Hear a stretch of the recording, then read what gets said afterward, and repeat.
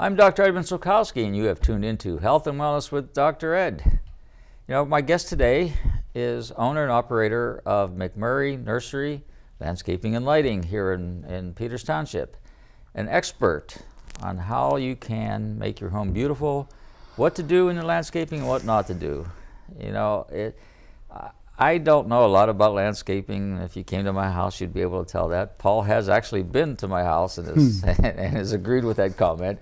But in any case, let's welcome my guest today, Paul Hauber from McMurray Landscaping. Paul, welcome. Hey, Dr. Ed, how you doing?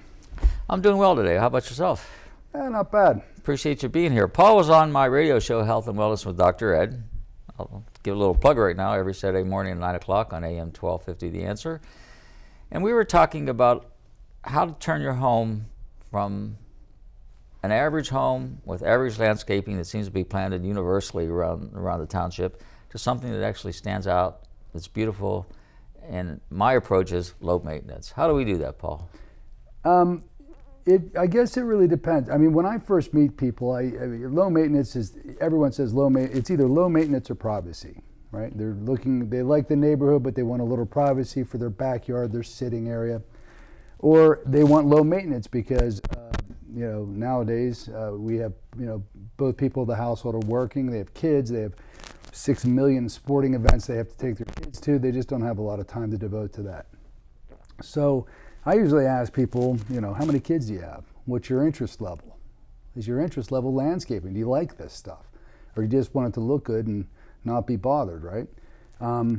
But it gets difficult if you plant 300 or 400 plants in your yard to say low maintenance, because they're living things. They're gonna take some maintenance to stay nice. Above and beyond just watering. I mean, it's not a business that I'm in, but I recommend people. I know to do this service. It's always good to have a service come by and, you know, a few times a year to spray for insects and pests and diseases and things like that. It pays for itself. It's like an insurance plan that actually pays for itself. You lose one plant and it covers the price of the service for 2 years almost. Yeah, because plants are expensive. Well, plants are getting more expensive, and during these past few years, they've probably gone up 40% in cost, and shipping's gone up 40% and everything else. So, you know, with fuel, diesel, driving, transportation, labor, and then the housing boom all over the country just gobbled up all the plants. You know, so that's driven the price as well. So what piqued your interest and had you open up a nursery? That's a good question, really. Well, two things. I used to love perennials and growing flowers and cut flowers and stuff like that at my own home. And then I got fired from every job I ever had, so I decided. We're not going to ask why that happened. So I decided to start a nursery that I owned that I couldn't get fired from. So that's how I started. And I have a lot of really good employees, so we just got into outdoor living and building patios and doing that kind of stuff. But we concentrate on the natural look. We do the, you know, the engineered stone, the, you know, unilock, that kind of stuff. But I like the natural look. I don't think the outside should be pretentious. You should be able to relax. So did you know a lot about plants growing up? I mean, no. I always say this. I have a lot of knowledge on a little things and on a little bit of things, and a little knowledge on a lot of things, right. But nothing in the plant life ever piqued my interest. In fact, I could maybe attribute it to the fact that I was allergic to bees, right. and I just saw those as a threat to me. So right. I can't tell you. I could tell you a rose, but I couldn't tell you a species of rose. Right. I could tell you a petunia. I can probably say that's a pine tree, but I couldn't tell you which species it is or whatever. Right. Did you always have an interest in that? I've always liked new things. I think it is. That's a good question. It's making me think. I like new. I like when I see something that's new and it's different. I think, you know, when I traveled a lot as a kid, and I think that added to it, because you'd see the different flora in Europe, or, you know, in Mexico, or in, you know, Central America, or in the islands, or wherever I was, and I would notice Pacific Northwest. I would notice this different kind of flora, and that's what made me think, it's like you being a doctor. How does it live here? What's the difference? You know, is it the cold? People always say it can't take the cold. Actually, it's a lot of it's just the cold wind and things like that. So that's what piqued my interest in different kind of plants is, you see something new and you're attracted to it. So I wanted to see how it worked and how it lived and how it would make it. So then you just started teaching yourself on your own all of this.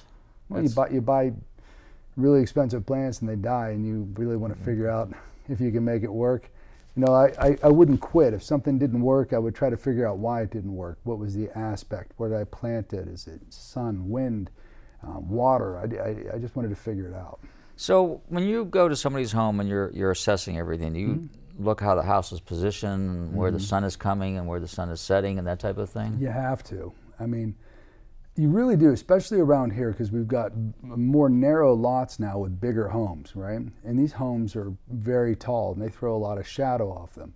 And people, always think that they have the windiest lot in the neighborhood, but the wind's kind of directed by these giant homes on these streets that are very tightly put together. Just like in a city. Right. Well, the city's even different. I mean, the city, Pittsburgh's a different climate, more temperate climate than we have out here, because concrete and asphalt heats it up, and it retains heat. It retains heat into the night, right, and blocks all the wind, which is a good and bad thing. But the water sheets down the side of a house. Does this plant get wetter? Is it a northeastern exposure or southwestern exposure? That kind of stuff. So I pay attention to that. This may seem pretty basic, but what's the difference between a perennial and an annual? Well, an annual you plant, annually. Once a year you plant it in the spring. It's usually grown in a hot house. Like, we have a lot of great hot houses around here. Trax grows their own annuals. In a big way, Simmons and Bednar's and those kind of people, they have hot house. I don't. I have no interest in that. So you're going to plant those, and they're going to be beautiful for a certain duration of time? Right. I just started getting back into annuals, even though I don't sell them, because I sell a lot of big topiary boxwoods and a lot of big, established French-looking garden plants. And these annuals actually look beautiful. I mean, they're the color of your tie. They're purples and violets and things like that. So that's an annual, so it's going to die at the end of the season, and you're going to just toss it out. And then perennials, I want to assume, comes back on its own. Right. Perennials do come back on their own, and perennials have gotten a lot better. My gig was perennials. That's how I got into this business. I used to love perennials back when I was younger. But perennials do come back, but not as much with the vigor that an annual does. So annuals done right and annuals irrigated give you that carpet of color and flowers and things like that. Perennials, they'll look good the first year, the second year they'll look really good, the third year pretty good, and then they have a lifespan to them. They require a little bit of maintenance too, pruning and so forth. What, perennials? Yeah. You have to cut them back, yes, you have to maintain them. Now, perennial's a euphemistic term. It's like Kleenex and tissue. Everything that comes back is a perennial. They have woody perennials, which are our shrubbery that you see. That's a woody perennial. The ones that have red leaves and get pink flowers and they come back every year. That's called a woody perennial. You're using the term for like perennial flowers and things like that, right? Pretty much so, yeah. That's kind of where I've heard that term. Right. You woody things you're calling woody perennials, you expect those to come back every year. A tree, right? Right. Well, it's a tree. I'm talking about shrubbery, but yeah. Just shrubbery, yeah. So you mentioned something called a topiary. Tell us what that is.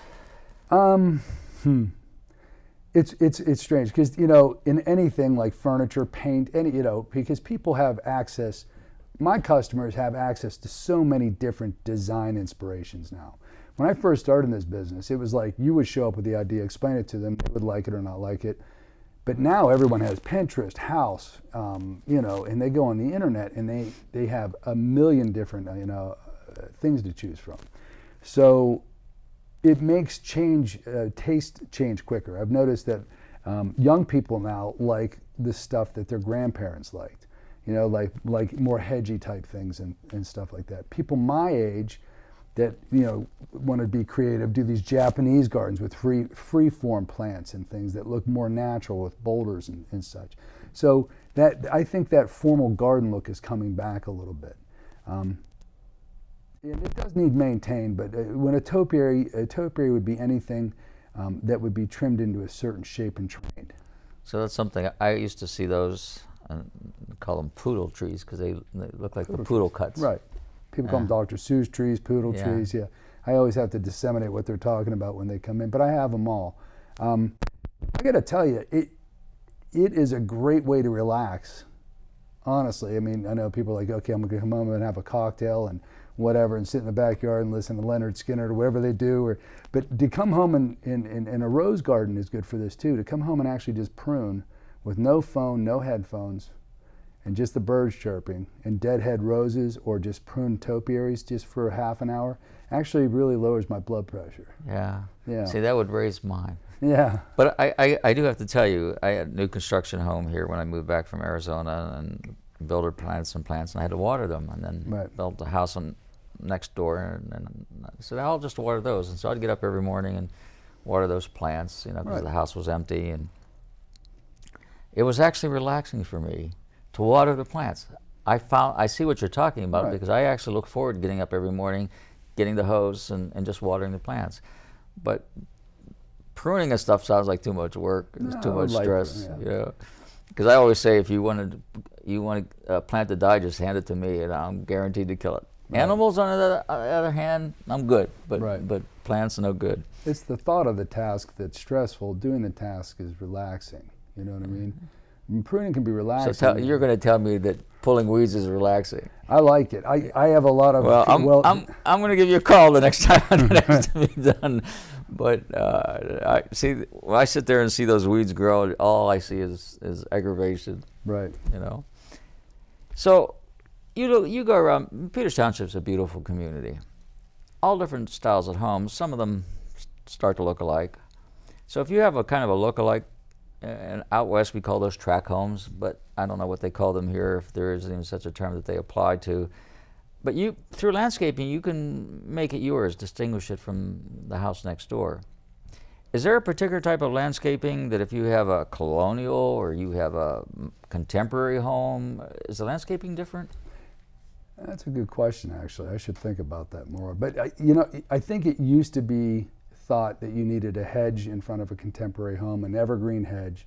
You needed a flowering tree. You needed maybe a Japanese maple for color. But I think that's changed. I really do, because the homes, again, have done this. You know, when we were kids, we had ranch homes they were 200 feet long, you know, around this area, right? They had a huge frontage. The front of the homes are long and wide.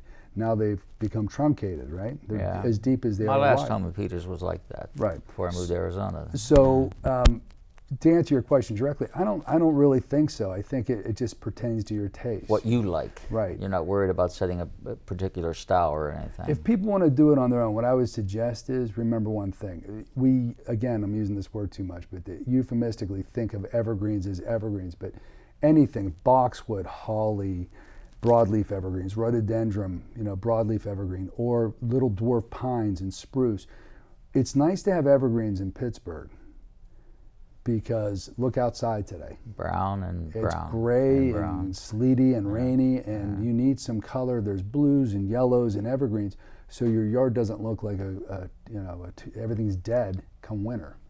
That's my biggest fear. Is I always like to balance a lot of evergreens, and I've learned that from other landscapers over the years. Are some evergreens better than others to plant? Again, we're all back to the beginning of our conversation, just depending on the location. I mean, are some more hardy? Yes. I mean, around here, if you go to the Allegheny National Forest, we're native with Norway spruce. So any kind of spruce tree, be it a dwarf spruce, not these giant spruce trees, but a dwarf, or one shaped into a ball, or what do they call them? Leucodermis, or what am I thinking of? Omerica, Serbian spruce. They have them all sorts of shapes. The blue ones you see, the globosum, but they add color all season long. I mean, all year long, right? So then you can use your perennials and things around it to highlight. And if you're in a windy area, that could actually break up the wind coming through, huh? If they're big enough, sure. They're big enough. Yeah.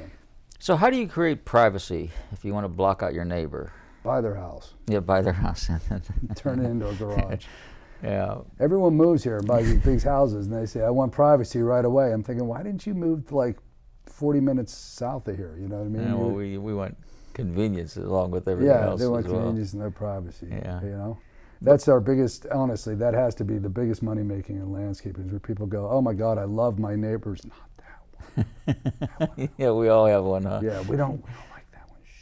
So, but I find it kind of it's a little bit reprehensible, I guess, but to plant a row of trees along your property line when you live in this area, I think it actually can kind of detract from the sale of the house or the value of the house or the look of the house a little bit. Maybe I'm not a real estate guy, but I think you want to keep the theme of your landscaping contiguous, right? So it doesn't look like you have all this beautiful landscape and then you have a row of trees, you know? Well, nothing grows in a straight line. Right, no, well, maybe, I bet you there's something. Someone out there knows there's something, but you're probably right. Yeah, you walk through a forest, there's nothing in a straight line. Everything Right. is Yeah. here and there, and Right. the way the animals plant the seeds, and, Exactly. and the birds' droppings, and the wind blows, and so forth. So what's a good evergreen for privacy, you asked me? Yeah. It depends on your width. Here's what I would have to say about this. Here's a cheat sheet for privacy. Again, pay attention to where the sun comes up. If you have two homes sitting side by side like this, right, and the sun's going this way, but you want a row of trees between these two homes, you have to make sure that the first and second tree aren't shading the rest of them, right? Because you'll see a homeowner will do this on their own and they'll plant the trees in a row and these trees will be starved for sunlight, okay? So you have to stagger them in a form so they can get sunlight to grow. And that actually creates, I would assume, a better privacy wall when they start to grow and all these areas fill in. Right. Yeah. Right. Well, that's a big issue here because Western Pennsylvania doesn't have a lot of sun. We have, what, about 60 days of partial sun, 65 a year? Mm-hmm. The rest of the days are all overcast. Right. So that's actually a critical feature when you're thinking about planting a tree. Take your vitamin D. Yeah. So pine trees are good for that type of Well, again, neighbor blocking, let's call it. we use that word again. Pine trees are really pine tree means a pinus, P-I-N-U-S, is a long needle pine or a short needle pine. That's the cone or the leaf? The leaf, the needle. We call it the needle because it looks like a needle, but it's actually a leaf. You're right. So that's a pine tree, but pine trees aren't native to here. Pine trees are a South Carolina, North Carolina thing. Low belly pines, eastern white pines, they're coastal. They're not really from Pennsylvania. That's not a native tree. Well, how did they get here? On a truck. And how do they survive? Well, the white pine does well here. I mean, it will do well here. It won't do as well as a spruce will, though. It's not as hardy as a spruce here, but it is hardy. And also, pine trees, when they grow, they have a big gap in between the branches. It's a 6-foot gap between each branch, so it's not a really great privacy tree. Plus, they get 40 feet wide, you know, and there's not 40 feet between homes anymore. So, well, that could also make your lot look smaller when you start doing stuff right, like that. Exactly. Yeah. You need a lot of room for a pine tree. Spruce trees get big. Most people are planting arborvitae nowadays because they're disease-free, pretty maintenance-free, and they grow quickly. Do you have to maintain, trim the trees and so forth? These so-called, let's put them in quotes, pine trees.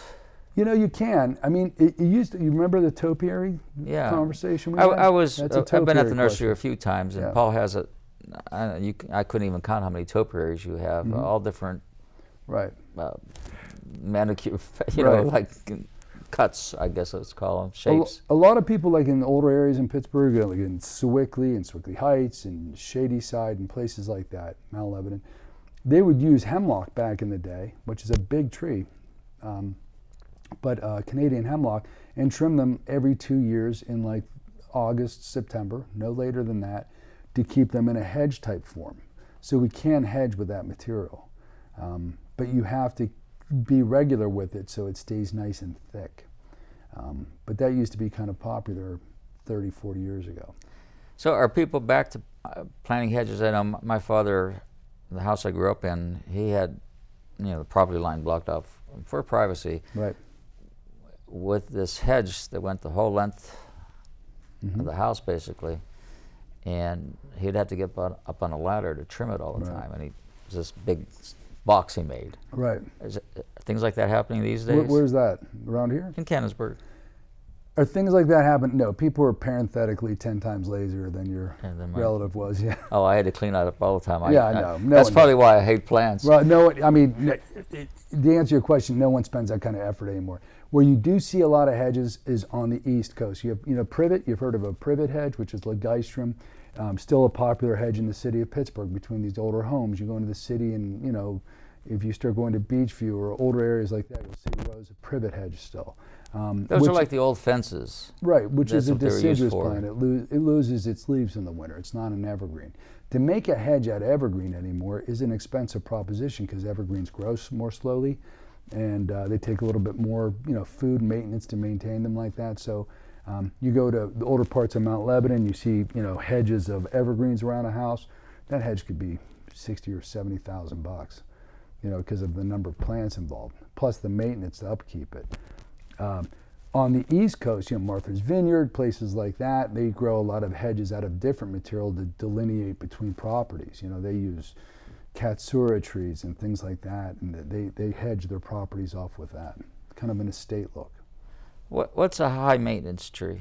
And when I say high maintenance, trimming it, having it clean up the mess it makes and so forth. What would you consider a high maintenance tree? I hate to say that. I don't want to say anything that I own because it's going to dissuade people from buying it. None of them are high maintenance. They're all beautiful and you should have plenty of them. Well, they are beautiful. I had a maple tree in my last house. Yeah. And it was beautiful. Right. And it turned beautiful colors in the fall. Right. And then it made a mess with its leaves. Right. And then I waited for the big wind so it blew on my neighbor's yard. Right. Well, I guess it's what your pain level is. Per our conversation on the radio a month or so ago, folks that hate leaves are going to say an oak tree is a high maintenance tree because it holds its leaves all winter long. I look at an oak tree, I have giant oak trees in my yard. They're huge. I look at an oak tree and I can go out this time of year, the dead leaves are still on there, and at night, when the wind's blowing, it's beautiful because that's all you hear is the rustling leaves on an oak tree. Okay, so it just depends what your pain level is. I think dogwood trees are gorgeous, but dogwood trees are kind of a high maintenance tree because you have to spray them for powdery leaf mildew, fungus, insects and things like that. So that's my pain level, is getting something out to spray these trees. So that's not cleaning up leaves. I got to tell you, at the office in Cannonsburg, Mm-hmm. there's a dogwood Mm-hmm. that has blooms on it all year long. What color? They're white, I think, with a little pink. Mm. And I think it's because the office is brick and the office next door is brick, and it's sandwiched in there. And I know my brother doesn't do anything to treat the plant. In fact, he just had it trimmed because I complained because Right. it made my operatory dark, and I wanted more light in there. But it just seems, and patients will come in and they'll be looking out the window and say, every time I come in here, there's a blossom on that tree all Right. winter long. Right. From the heat off the bricks? Because of the aspect of the building. That's exactly right. That plant, it's funny, when I go to look at a house or I look at an existing tree or something I planted, I always look up to see where the gutters are, to see if they're leaking. And the people are like, why is this tree dying, or this boxwood? And you look up and you see dirt all over the gutters, right? And you look down and you see a hole in the dirt where the water's pounding into the ground. So it's getting too much water. Whatever, it's environmental is what I'm saying. Your tree is in a little warm hug right there. It's not getting blasted by cold winter. Remember Pittsburgh, right? These blooms are getting ready to come out in the spring. What happens? Frost. Frost, yeah. Right? And your magnolia blooms for about 15 minutes. And then the wind comes, the frost kills the blooms. Same thing with that dogwood. It has enough energy stored up. It didn't have to kill itself to pop all its blooms, that it can rebloom. Yeah. You understand? It has a little bit. It's really in the root ball underneath the earth, right? It's not struggling to stay alive in your protected area. Yeah, that's kind of what I tell people, and I don't have any knowledge about it at all. Don't fertilize it. You mentioned rhododendron. Mm-hmm. That's a beautiful plant. My favorite place, it's probably a tie between Arizona and Ohio Powell. I love Ohio Powell. I go there all the time. Used to whitewater raft almost every weekend. Rhododendron everywhere. Centurion. They good to plant here in Peters? You can't take those from there. Here. I know it's against the law there. Yeah. But if you had a rhododendron, is it a good plant to plant here as a landscape plant? It is. You just again, I never planted rhododendrons because I'm like, they're so old-fashioned. But now I love them. Right? The leaves really curl up, and they were cigars when we were kids. They're Japanese plants, really. So they are complementary. You go to a Japanese garden like Boucheron Garden in Vancouver and Victoria, Canada. You go to places like that. They have rhododendron gardens. Yes and no. You have to buy them right. You can't buy rhododendrons grown in a can or a pot. When you pick them up, if you can walk over and just pick it up off the ground, that you're going to put that in the ground, it's immediately going to dry out, right? It's a water hog, right? It has to be dug, and this is really hard to explain, but it has to be dug in its own ball and dirt, and then put in a pot. Also, you said Peters Township, new brick. That's an acid-loving plant.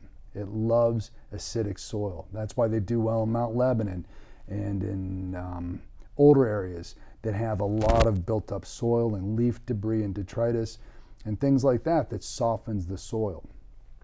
New brick, new mortar on houses in Peters, the rain runs down, all the alkali off of it runs into the soil, so you have to amend the soil to get those things to accept. A lot of people don't want to do that. Partial sun too. You can't put them out in the front of a house with a southern exposure; they'll bake. I know we had one in the front of the house growing up that we actually got from the house, the cabin in Deep Creek, and put it over there, and it was there forever. I mean, right.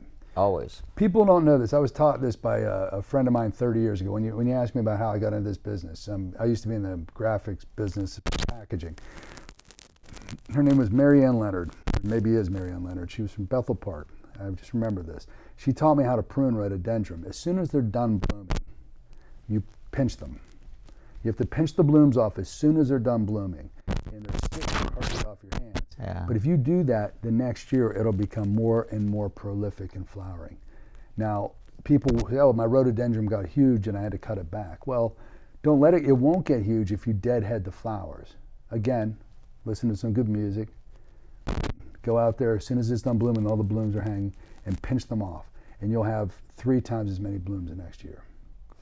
Yeah, see, my technique with all that is I don't have any flowers planted in the ground. I have pots. That's a good idea. And I go over to tracks and I get these hanging baskets and I plop them in there, and then when they're dead I toss them out and I go back and get more. I used to do the same thing at tracks. It's easy that way. Tracks and Bednar's, and yeah. Bednar's is a little bit of a drive over Route 50. She's got crazy beautiful pots. I mean, they are not inexpensive, but they're worth the drive. Tracks has very, very nice annuals. And it's not that I don't appreciate the beauty of them.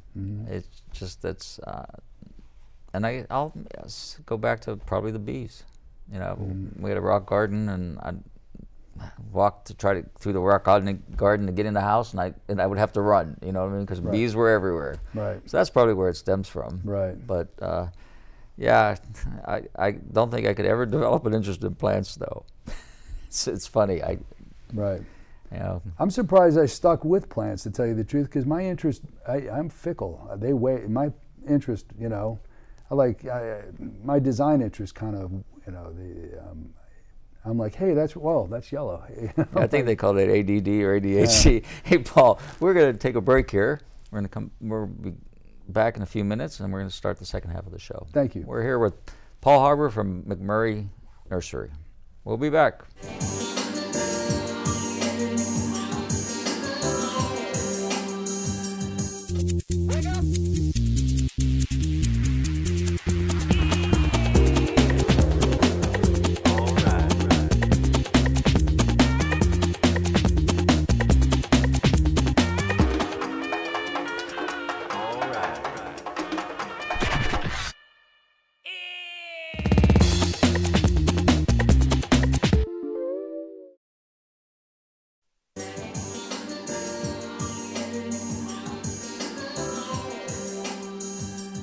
Welcome back to Health and Wellness with Dr. Ed. I'm Dr. Edmund Sulkowski, and we're here with Mr. Paul Hauber from McMurray Nursery, Landscaping and Lighting. And we're discussing a topic I know very little about, and I learn every time I talk with Paul, and that's plants and landscaping and what you need to do. I got a question for you, Paul. Sure. Are there male and female plants? Yes. So what does that mean when you're planting a plant? You better check with their parents, I guess. I don't know. I mean, there is. I mean, back in our day, there's a lot of hybrid plants now, right? They're hybridized, but well, you better explain what that is. Hybridized. They're plants that have been genetically modified to change the specific. Maybe they want a leaf that turns red or redder, more red in the fall. So you have a Acer rubrum which would be like a red maple. So they're taking two similar plants and grafting them together and We'll getting take a something sugar different? maple and a red maple and mix it together and come up with a different kind of maple that gets a little bit bigger, because sugar maples get huge, but they have yellow leaves. But now they have an orangey red leaf, you know, and it just Shouldn't mess with Mother Nature, but anyway. well, That's a hybrid, huh? Everything you see has been hybridized. Yeah. They are no more. I mean, they're hard, a very, very small part of the market is native plants. Including people today. Right. So that female male plant, I remember having a holly tree, and it had little berries on it. Was that the male or female? Well, we like to say that holly trees, the females have balls. Okay. That's how you say with the berries. I'm sorry, that's how they know it in our business. The females have balls, the males do not. So you have to actually have. Normally, when people plant like a Chinese holly, which is a really pretty one, dark leaf, you would think they have spikes on the leaves, They do. but you would think that deer don't like them. Deer love holly for some reason. Very traditional plant, great for this time of year. You know, it's Christmas. But you plant a bunch of female hollies, and then you plant one male, and you stick him around the corner. He's just there, you know. And it used to be in our neighborhoods growing up that you didn't have to do that because your neighbors would all have holly trees and they would cross-pollinate. But anymore, they're not as popular, right? So does that mean if it's you have a female plant that makes the berries, and you don't have a male plant there, they won't make the berries, or Yes. they will die? There's some versions of that will still have berries, but they won't be as prolific unless they can be pollinated by a male plant. That's true. And it's the bees that are pollinating the Right. bees and the wasps and whatever. Right, and the wind. And the wind. Yeah. So Birds to some degree as well. I'm not sure, probably, but I can't imagine why. Maybe they're eating the berries or something. I think it's mostly wind. Yeah. You know, because it just blows it around. Any other plants, trees like that? Do you have to have a male and female to have a successful plant? I'm sure there are. I just can't think of anything off the top of my head because I deal with such, you know, not specialized, but such hybridized trees and such, you know, things that have been kind of tweaked with over time. You know, I'm a big Japanese maple guy, right? And Japanese maples have been, for every one we see on the market, they've developed like 50, right? And then they grow them because it's such a slow process. I mean, I don't even know how they make money doing this. It's a passion. Those Japanese maples, is that the one that kind of does this with the little red burgundy leaves? That's a weeping Japanese maple. Okay. I had one of those in my last house. Yeah, Acer palmatum, your Latin with your doctor stuff, 5, palmate, Acer palmatum dissectum, so Acer PD, and then the version of the plant would be like a Tamiyukiyama or an Orange Dream or a garnet or whatever. There's a million of them. But that's Acer PD is your weeping one. They're either, interestingly enough, they're very popular here. Interestingly enough, they're either staked up to height, meaning that plant would grow completely prostrate on the ground.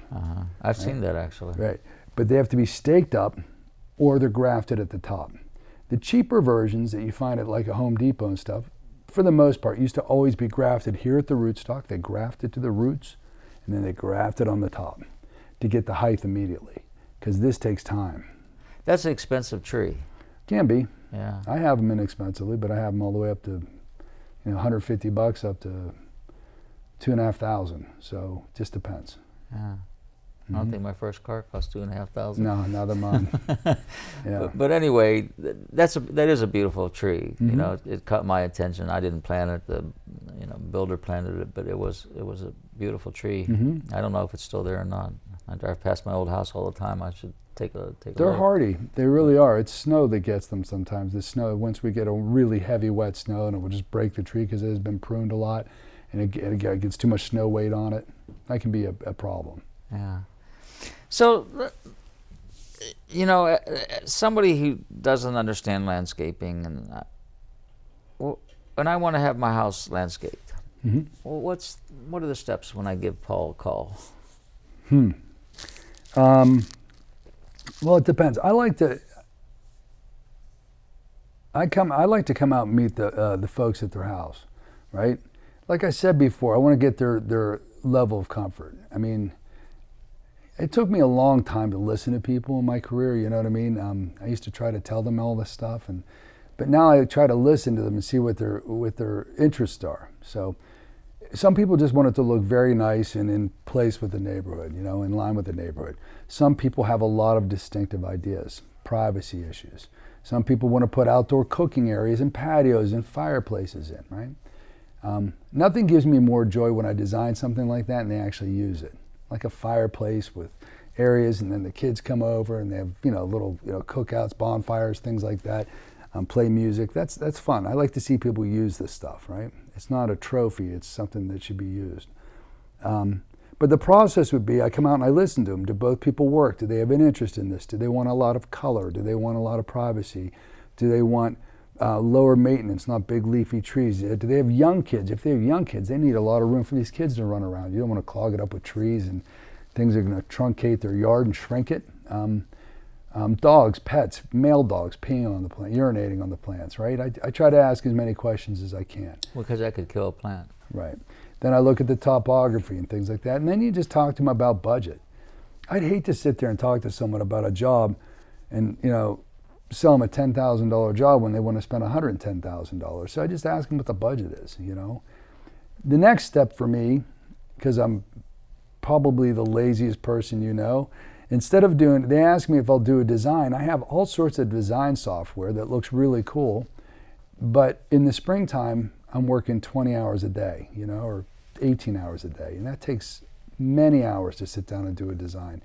I would rather them come to the nursery because I learn a lot about you when you walk around and point at what you like. You know, people are like, I hate yellow, I love, you know, red or whatever, I love blue. It's surprising when I get these big, tough ex-football player, college guys from Peters that show up in my nursery, and they like the most creative, whimsical plants that are there, you know. And I wouldn't have known that about them unless they show up. Like a lot of them have a really creative eye that they don't get to use in their job. So when they show up in my nursery, they choose some really creative things. So I've been there a number of times. How Right. many acres do you have there? 7 or 8. 7, 8, all full of plants. Pretty much, and deer. Deer. Well, where there's plants, there's deer. Exactly. Right? So what? I made that call. You came out. You did a kind of a site of the site. Right. And you had a conversation. What's the next step? You come to the nursery, you look at plants, I get a feeling for what you like or you don't like. We walk around for, you know, half hour or whatever, 40 minutes, how much time you have, and we look around, we take a list, then I get back to you with a quote and a general design of what it would be. Yeah, that's about it. I mean, and I have a crew of 20 people. We usually knock work out pretty fast. So how do those plants get from your nursery on the far side of McMurray to, let's say, Venetia? I mean, we bring them over. We come over, we do all the site preparation, you know, one day, the next day we show up and plant. That's how we do it. And we have trucks and things like that, machinery and things like that. So some of these trees are pretty big that I've seen at your nursery. So you're using some heavy equipment to bring. Right, we have track mats. So we're pretty famous for not, well known for not destroying people's yards. I'm not a big grass guy myself, but a lot of people love their grass and how green it is, and it just kind of. I love the desert landscape. Right, I like weeds, so I would plant the whole thing with burgundy juga. It's good. My whole yard would be the color of your necktie. Lots of bees though. But we try to, we have a good reputation for not making a mess out of people's yards, getting in, getting it done and leaving. The machine side and all the construction, that doesn't interest me. I don't even know how to turn on half the junk I own just because I don't run the machines and stuff. I'm more at the nursery doing the plants and the design work and stuff like that. How important are rocks or boulders to landscaping? They're very important. I think it's funny, you know, God rest his soul, Buck Drake Nursery, I mean, he made it possible for people to sell rocks in Peters Township. I mean, that was his. He was the man that did that. The nice part about our boulders is we have a warranty for life. You know, You warranty yeah, a rock? if they pass away, I'm on it. We'll replace that rock. We're good. Lots of rocks. So, my folks that work with me, are very talented at placing rocks. I usually tell them where I want rocks. I don't tell them how to set the rocks because they're very good at making them look natural. My biggest bugaboo is to see a big mound of mulch with a rock on it. Looks like Fred Flintstone threw it there. Yeah. You know, just like laying there on this brown mulch, and I'm like, and you can just watch over the years sink into the ground and get covered up. It's just very uninspiring. I like things to look like you would at Falling Water. Yeah, absolutely. Or at Ohio Pile when you go through and the rocks are creeping out and there's a rhododendron. That takes a little more talent. I think it's more interesting. Yeah. Yeah, I definitely think you have to have an eye for that. You do. How to angle them, and Right. the best thing to do, when I bike a lot in Ohio Pile along the river, and I'm paying more attention to the strata that I see in the rocks and Right. the trees than anything. It's just, I don't even bike there to get winded or anything. I just bike for the scenery. Right. And it's just absolutely beautiful what nature has. And I imagine that's hard to duplicate in a residential setting, so you really have to have a talent to do that. Right. I'm kind of big on theme, like I told you. I want after we get this all figured out in the nuance of the landscaping, I want it to match around the house too. I don't want to make it look like 3 different people landscaped your home. You know, it has to have a certain theme and flow to it. There's certain people I've copied, you know, it's a sincerest form of flattery, right? Where they actually create pathways with grass, and you have trees that are lined up that create privacy, like because you have to walk through them like this to a backyard. Things like that add interest. Not just landscaping the house, putting some beds in, you know, doing it a little more creatively. Yeah, I'll drive around sometimes and see boulders in people's yards and look like the meteorite just struck. Right. You know, and it Yeah, it's the looks big ridiculous. blue hole. Yeah. Right. And then other times you see it looks like, hey, placed and looks like it's naturally occurring. Right. Which I think makes a big difference. I do like rocks. They can be overused. You know, the topiary end of the business, it's not so many rocks. Now there are with the pine pom-poms, but with the boxwoods and the more formal gardens, there's not as many, much of a stone aspect to it. So you, in your conversation, just said the word grasses. Mm-hmm. What are grasses? I'm just talking about like perennial grasses that people use in landscaping. I tend to only use them in casual settings like backyards because I don't like the short season we have for decorative grass here in Pennsylvania. It's better down south because it's longer. North Carolina, South Carolina, Georgia. Our season for grasses is pretty much May, June through September. That's when they're green or green and purple or Right. green and yellow, and then all of a sudden they're brown or tan. Right. Yeah. Right. It's a really short season with grasses here, especially we had a late spring this year and the grasses didn't pop. You have to remember that when talking to customers, they're picturing in their mind's eye the plant they saw on the internet or on a catalog, right? You know, they say, oh, can I grow crepe myrtle here? I'm like, not really. Well, my mother has one. I'm like, okay, I'm the great crepe myrtle liar, I guess. I mean, of course she has one that lived. But for the most part, they just don't like our cold. You know, so people are always picturing these grasses when they were in North Carolina playing golf with their friends, or in Florida or whatever, you know. Well, you know, I love desert landscape. I love cacti, but I certainly wouldn't plant a cacti in my front yard because it's going to die right away. Well, there's some that live here, but they're just not what you want. They look great for the first year or so, then they just take off. There's ground cover cactus here that thrive. There are. Yeah, but if they drain well, you know, if they drain, but you don't want them because they just take off. So what are your thoughts on mulch? Hate it. Yeah, me too. Yeah.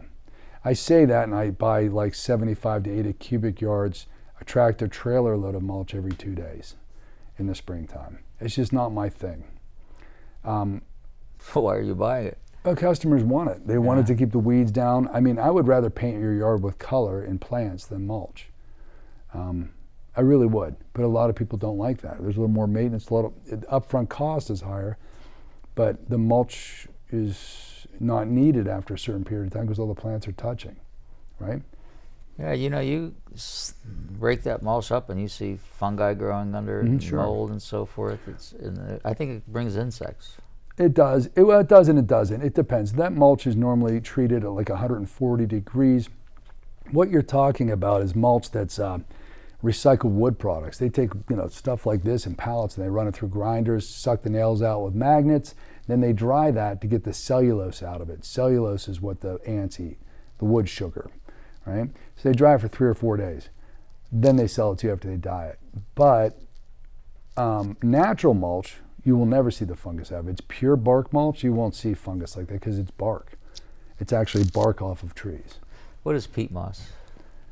Peat comes from peat bogs, where they actually dig. You're testing me here. It's where you actually have like a swamp, and they dig down below the swamp, and as it settles, it breaks down, and the peat, it's very, very old. I think it was an Ireland thing, right? Scotland, Ireland, and they dig it out in cubes and they use it.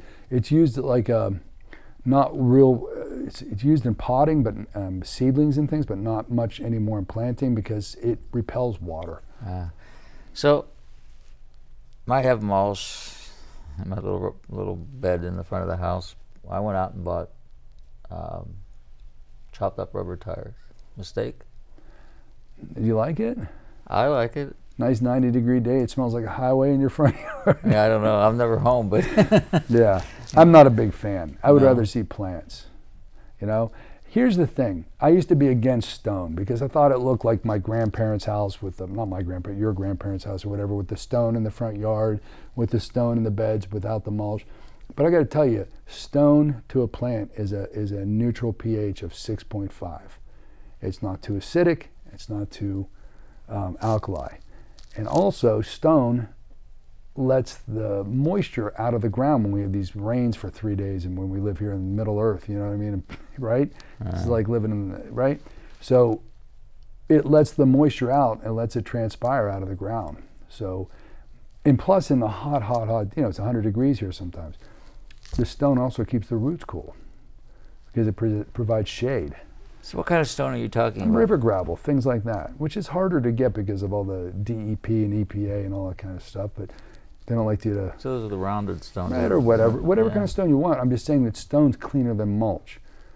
You know, and you can do a design with stone around the plant and then mulch shapes in between it, things like that. So, Yeah. Yeah, that's real big in actually Arizona. I know, Yeah. stone gardens. Yeah. You can kick the dog poop out of your yard with a pair of shoes.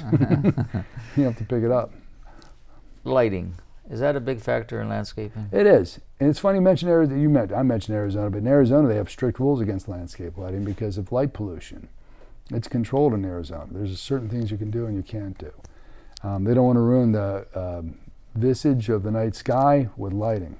I got to tell you, I've been on some roads pitch black because there's no lighting anywhere. And Right. it's so different in Arizona that way than over here. Right, they do that. Right. Yeah. There's laws against. That's why, because it's actually it's legislated. So landscape lighting is something that my folks that I work with are really, really good at.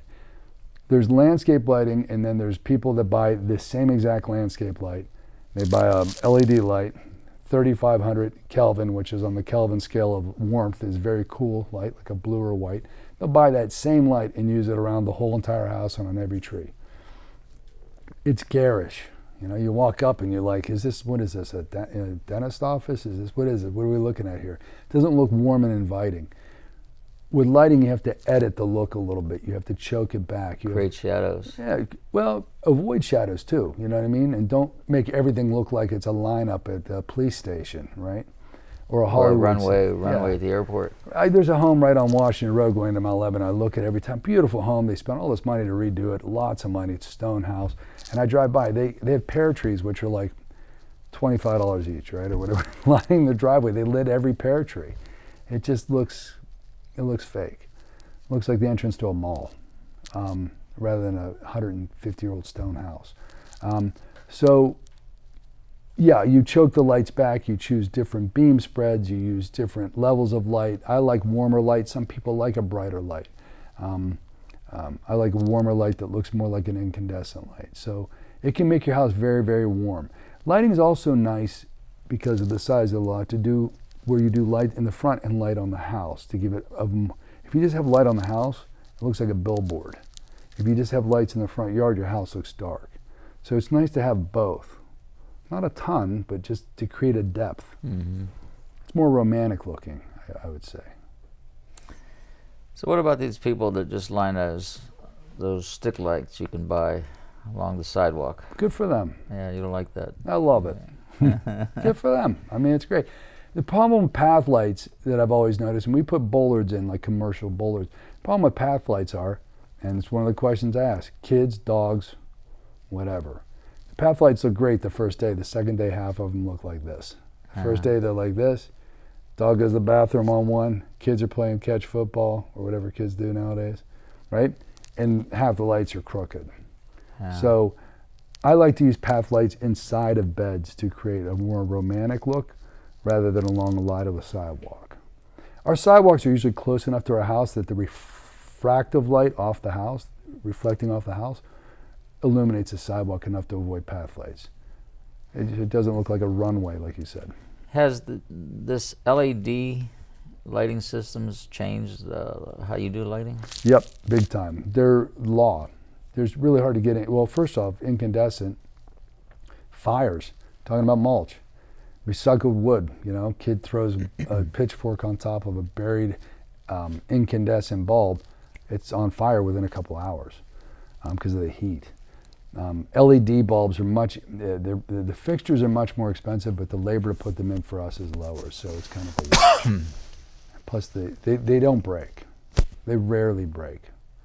Lasts a long time too. 15 years. And you're able to even change shades and colors and so forth. Yeah, you could. But I mean, do you have time for that? Do you want to spend time on your yard with an app on your? That came out a few years ago, and I've had one customer ask me. That's the last thing I want to do is after I come home is sit there with the phone and figure out the right shade of orange for the light in my front yard. I just want them to be on. Yeah, on with the timer. That's it. Don't bother me, right? Yeah, we don't use, we use timers, we don't use photocells because look outside. It's dark here. Oh, they'd be on sometime in the middle of the day. Right, you don't use photocells. Plus photocells break. Eventually, photocells have a lifespan. They don't last that long, you know? So are there different plants to plant in the front of your house than the back of the house? Not really. I mean, it just depends on what you like. I try to avoid hedges. If I want to make it more, my thing has been doing like more informal hedges with flowers in front, maybe something flowering behind. I like a lush look, you know, very lush. But you have to really be sensitive to where you're aiming. If you're aiming west or south, right? Or if you're aiming northeast. So what are the plants that attract deer, for example? Anything right now that looks like they can eat it in the middle of winter. They're going to eat anything. They're going to eat anything. They were eating Norway spruce a couple years ago when the winter was bad. When they're hungry, they're hungry. And we keep knocking the woods down around here, so they're going to come after everything. And what we plant in our landscaping attracts them. Period. Yeah. Period. But I mean, honestly, it's an emerald green arborvitae. The trees that all look like, you know, lollipops like this, they eat those. The emerald greens, oxygentalis arborvitae, they eat the heck out of those. Yew trees, they eat sweet gums, they eat everything like that. Norway maple, they eat those. They'll browse about anything. They really will. We have a lot of deer here, that's for sure. Yeah, we do. That's okay. You can eat them. Or hit them with your car. Right. I see that all the time. I've had 2 encounters in all my years living here, so you got to be careful. I had sod being delivered from Maryland about a month ago, and a deer, I was like, this poor guy got behind an accident, was delayed 4 hours, and then right crossing the border into Pennsylvania during the rut, this was a couple months ago, a buck rammed the side of his truck tire and punctured his truck tire, so he's going down the highway. He sent me a picture of it, a deer antler stuck in his tire. I've had 2 issues with deer, and they were both side of the car. Right. You know, I didn't hit them, they hit into me. Right. The car sounded like it exploded each time. I mean, literally sounded like it exploded. First one, I only had maybe a 50-cent piece dent in the side quarter panel. And the last one kind of just ripped the, you know, the front bumper wraps around the side of the car, hit that and blew the fog lamp out and ruined the bumper, and that was about it. No metal denting or anything. Did the deer die? Oh, yes, he did. Good. Yeah, I think I was doing 40, and I mean, I didn't even see him coming. And you hear this explosion. Right. And you look in the rearview mirror and he's down. Right. But you feel bad. Sure, I mean, you know. And I was driving my brother's car, so I felt even worse. But you know, you can't avoid them here. I call Bebot Road Deer Alley because they're there all the time. So there's a lot that goes in to actually making your home beautiful with landscaping. It's not just something, as an amateur, Right. I would be afraid to do it, to take I hate that to under tell you, task. not to interrupt, I hate to tell you this. I drive into the old parts of the city. We do some reclamation work for utilities. I see some of these older brick homes with zero landscaping. Nothing. They have a sidewalk to the driveway. There's zero but it's clean. It's neat. The first thing I notice, or I see in Canonsburg sometimes on some smaller homes too, I look at it, I say, well, that's actually neat looking. Because if you're going to do too little, don't do anything at all. I either want to go super lush or keep it clean. And I see these homes with I shouldn't say this, but with no landscaping at all. And it actually looks kind of cool because you're not used to that, right? The worst thing is the big trees next to the house where the kid that cut your grass comes and puts a birch tree next to your house 5 feet off your house, and it's growing, within 2 years it's covering up the house and in the gutters. And that's important, the placement, because it can do a lot of damage, the roots, the leaves, everything. That's a maintenance thing. If I'm going to maintain a house, I'll sometimes cheat, but I know because I know placement, but you have to think about that. So I kind of like the clean look too. So I often go, when I'm turning in my driveway, I'll go, gee, I wish I could just do a desert landscape here, but I think my neighbors would hate me. Hey, Paul, we're at the end of the show. All right, great. How do people get a hold of you? I know we threw up on a graphic, but 941-6500 is 724-941-6500 or info@mcmurraynursery.com. I know you did my brother's house, you did my niece's house, and they were both pleased. So maybe one day we'll get you to do mine. Hey, thanks. Paul Hauber from McMurray Nursery. Remember, a healthy pet is a happy pet. When you're healthy, you're happy as well. You can tune in Health and Wellness with Dr. Ed Radio every Saturday morning, 9 a.m., AM 1250 The Answer, and 93.5 FM. God bless.